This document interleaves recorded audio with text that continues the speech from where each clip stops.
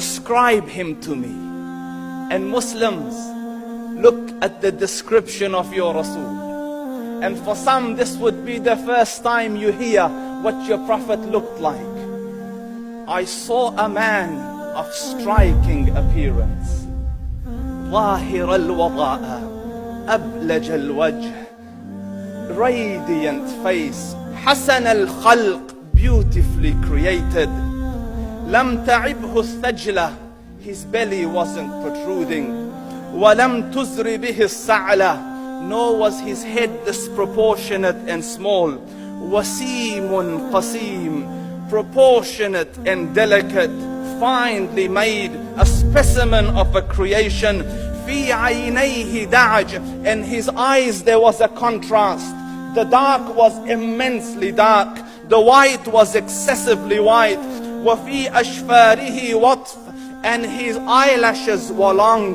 وفي صوته صهل, and in his voice was a natural echo. وفي عنقه سطع, and his neck was elegantly long. وفي لحيته كثاثة, his beard was full and thick. أزج أقرن, his eyebrows were arched, but they were not joint, it was separated. In صمت فعليه الوقار, when he was silent, dignity covered him. وإن تكلم سماه وعلاه البهاء, and when he spoke, it was audible and clear, almost commanding and overtaking. أجمل الناس وأبهاهم من بعيد, from afar the most striking and outstanding in appearance. وأحسنهم وأجملهم من قريب, and when he came near, the best of them and the most handsome of them in closeness. حلو المنطق, such an exalted and sweet level of logic. Like when he used to speak, it was so coherently logical, it was smooth and easy to understand. فصل لا نزر ولا هذر, he was to the point, not excessive, nor too short. كأن منطقه خرزات نظم يتحدرن, his logic, his utterances, his words were like jewels coming out of a necklace, calculated, polished, one after the other, it would flow magically. ربعة, he was medium in height. Your eye didn't have to strain to look up at him, nor was it tedious to look down at him. He was a comfortable sight to look at. له رفقاء يحفون به, he had friends, the people that were with him, they were working around him to try to serve and protect him. إن قال سمعوا لقوله, when he used to say something, they used to hearken to what he used to say. وإن أمر تبادروا إلى أمره, when he commanded, they used to compete to fulfill the command. This is Muhammad Rasulullah. This is Muhammad Rasulullah. Anas ibn Malik says, he says, I came out one night, it was the full moon night.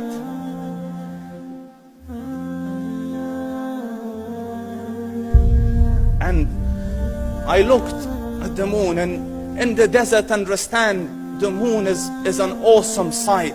It is smooth, it is radiant, it is clear, it is gentle compared to the scorching sun at which they are used to. So the moon was the epitome of beauty. So he says, I came out at a full moon night and I looked at the moon and I saw it beautiful, handsome. So I said, let me go see if the moon is more handsome or my Prophet is more handsome. Let me see if that is more beautiful or the Prophet is more beautiful. So I went and I saw him standing afar. So I looked at his face and I looked at the moon, and I looked at his face, and I looked at the moon, and I looked at his face, and I looked at the moon, and he said, Wallahi, he was more handsome than the moon in its entirety. That is just the look of your Rasul. Aisha radiyallahu anha says, I was sewing with the needle, my needle dropped in the dark, I couldn't find it. I said, Ya Rasul, I can't find it. He moved his face close, and I swear, out of the radiance of his face, I found my needle. And The Prophet sallallahu alaihi wasallam was mind-bogglingly handsome, but his handsomeness was covered with waqar and jalal and haiba. The Sahaba say, when we used to sit at his feet, two feelings conflicting would come on the heart. The first one, you wanted to look at him. You wanted to behold the majesty of his face. And when you wanted to look up, shyness used to overtake you, so you used to look down. Amr ibn al-As says, I sat with him many times, but if you ask me to describe his face, I can't describe it. I wouldn't be able to look up to him ijlalan wa ta'zeeman. I couldn't look up at him. And that is why he didn't have the problems that Yusuf alayhi salam had.